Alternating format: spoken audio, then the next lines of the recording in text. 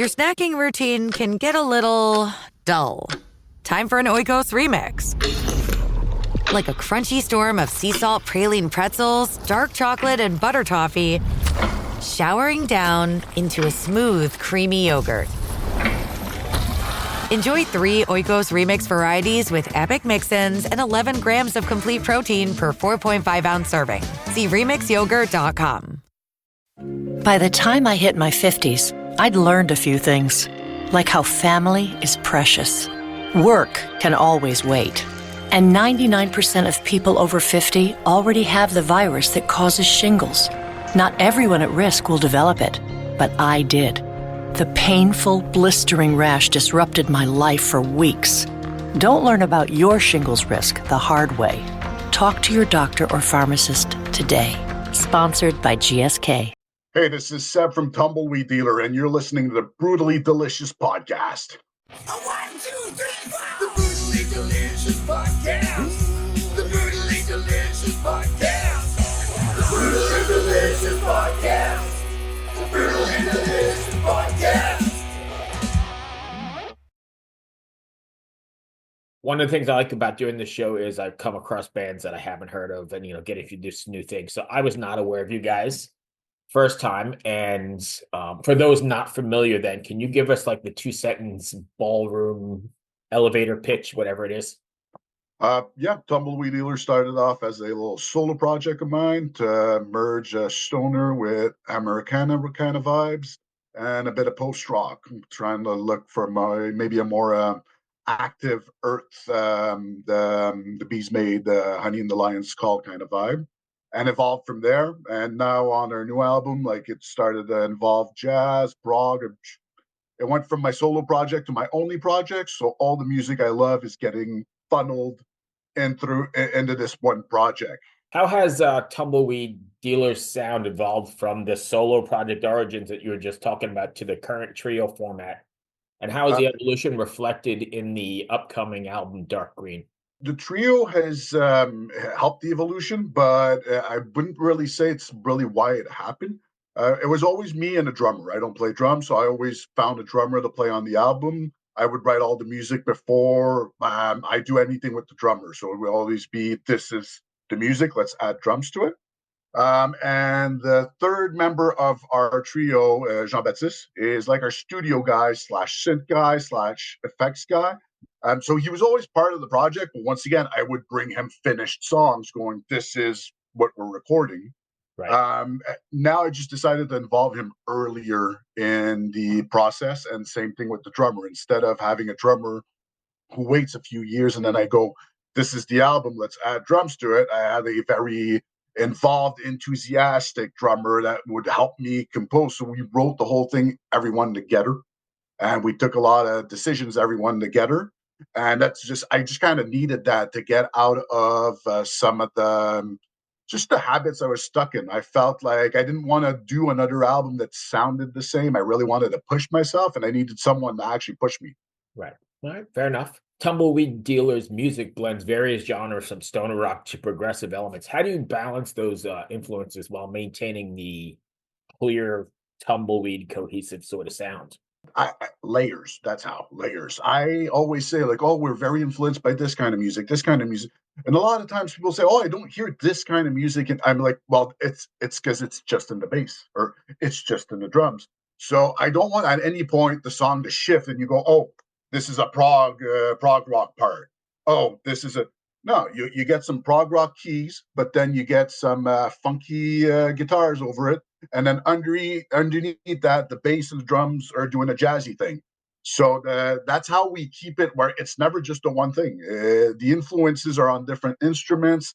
The project is really more about all the instruments working together than having that one lead instrument. Like the guitar is usually not the lead instrument. The bass or the keys will be the lead, and the rest just kind of works around it. Sometimes the guitar takes the spotlight, the bass takes a step back. Sometimes the drums are up front, they're doing everything, and we're just supporting his kick-ass beat. So because of that, it lets us sneak in all this stuff, because people are like, I don't hear math rock.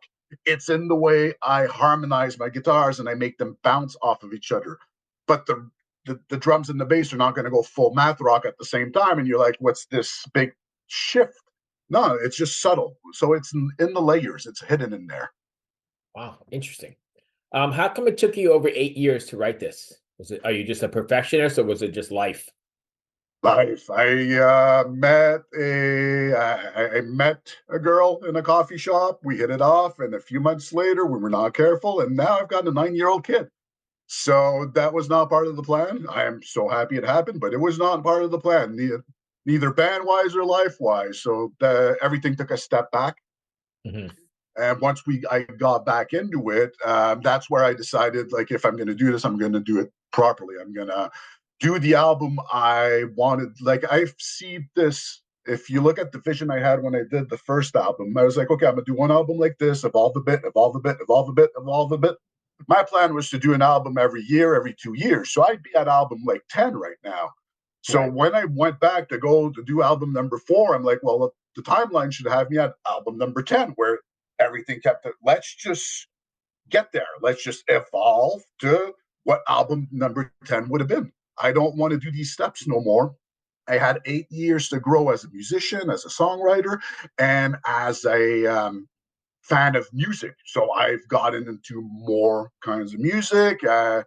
So I didn't want to regress back to where I started writing this fourth album 8 years ago. I wanted to be like, okay, let's bring it now, but I've got some stuff I wrote back then. Let's bring it here. So once again, layers. It was written. A lot of it was written 8 years ago. Then another batch. Then another batch. And every time it was a different musician, a different composer, a different person working on it. Right. So was it difficult to do that then, to make that? It was difficult.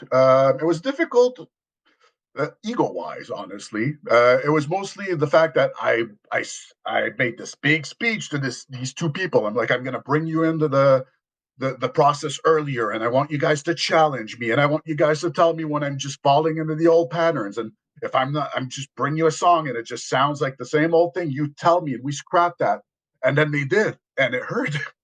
So it was difficult ego-wise because I would show up with like a 5-minute song, and I'm like, this is the song. They're like, okay, this one part's really good. Everything else sounds like the last album. They're like, let's start with this part. I'm like, okay, it took me like 3 months to write. Okay, fine. Right. Then I come back. I'm like, I made a whole song around this one part, and they're like, okay, this and this is good. This meh, this meh. And I'm like, okay, so by the time we go, like, okay, we have a full song. I'm like, I wrote an album's worth of stuff for you guys. Quality control was strict, so it was hard ego-wise. It was hard time-wise, but every time, like, we would listen to the song and go, like, okay, yeah, it's what we needed to do. The quality control needed to be there. I needed to be pushed. I needed to be told, like, no, you're just falling into familiar patterns here. You wanted to push the envelope, come back with something else. So good, so good, so good. Great gifts for mom? We've got them. And they're up to 60% off at Nordstrom Rack stores now. You know they have Marc Jacobs? Gotta show mom some love. That is so good. Snag amazing deals on Mother's Day gifts from Barefoot Dreams, Kate Spade New York, and more. Great brands, great prices. That's why you rack. Is that why you call it your bucket list record then? Yes, and also because we before the band would play live, so we would just focus on having a lot of guitars. I would use a looper, and the songs were made the same way I would write them would be how we play them live. So there'd be one guitar, then two guitars, then 3, 4, 5, 6, 7, 8 guitars, and then maybe the last two stay, and the first 6 ones disappeared. Then that way I could do it with a looper.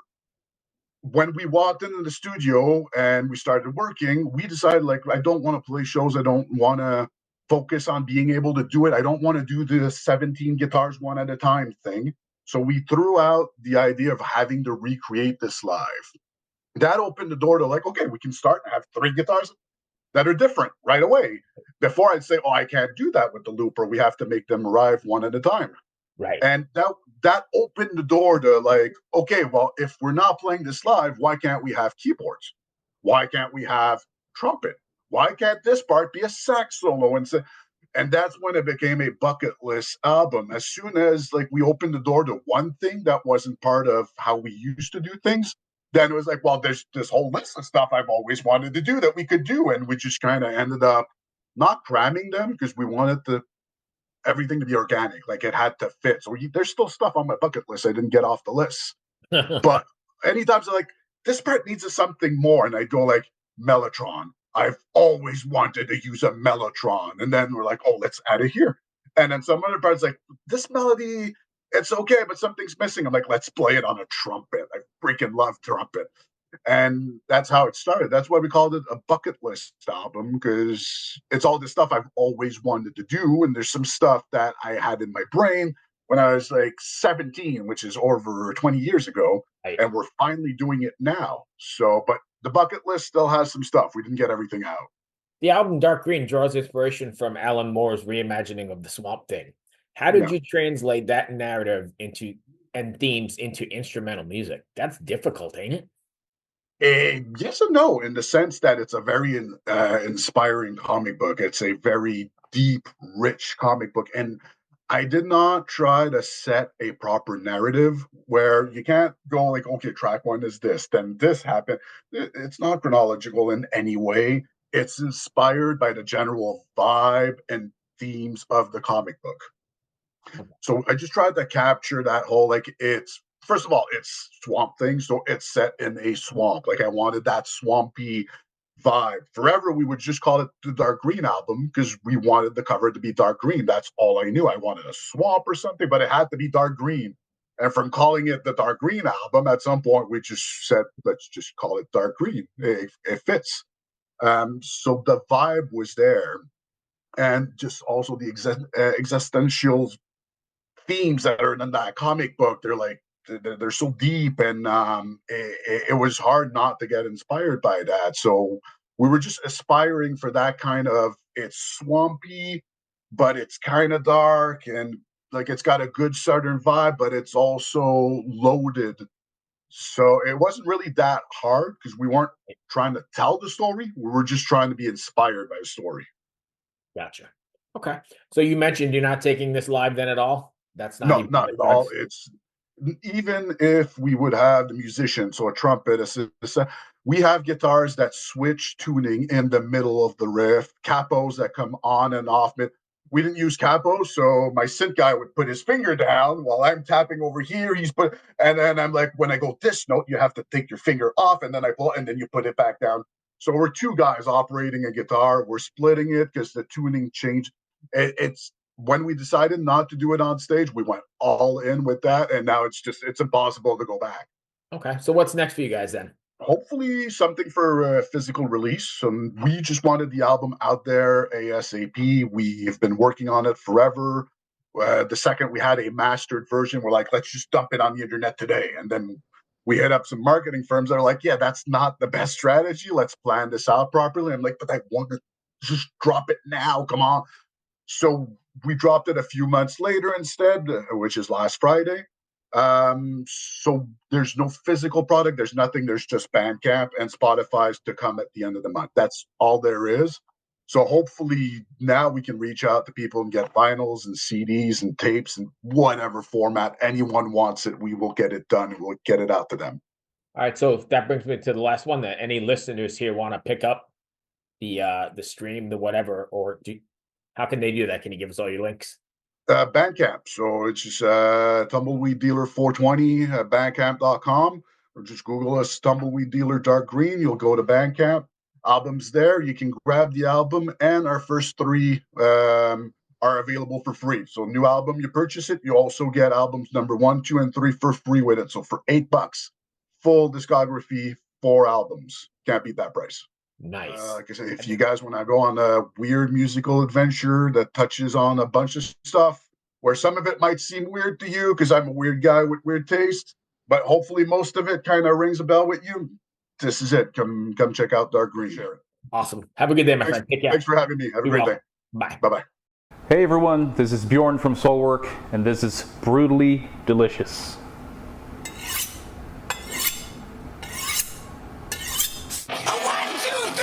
The Brutally Delicious Podcast. The Brutally Delicious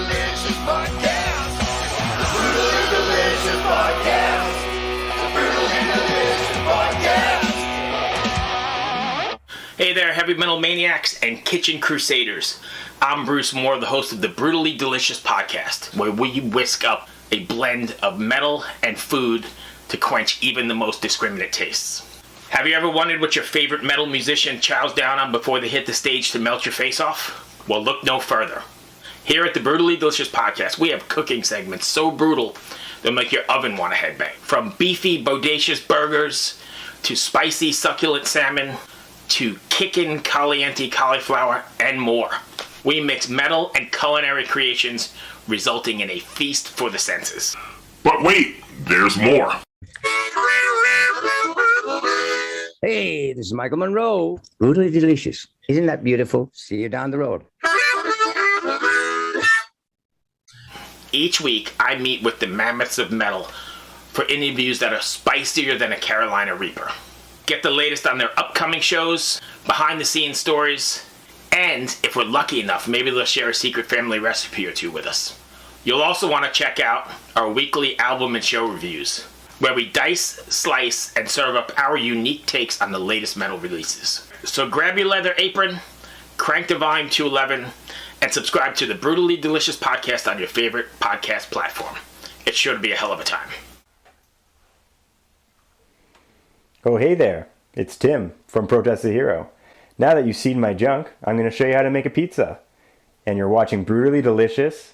What's up, everybody? Max Cavalera, Soulfly, and you listen to Brutally Delicious podcast. Stay metal, motherfuckers.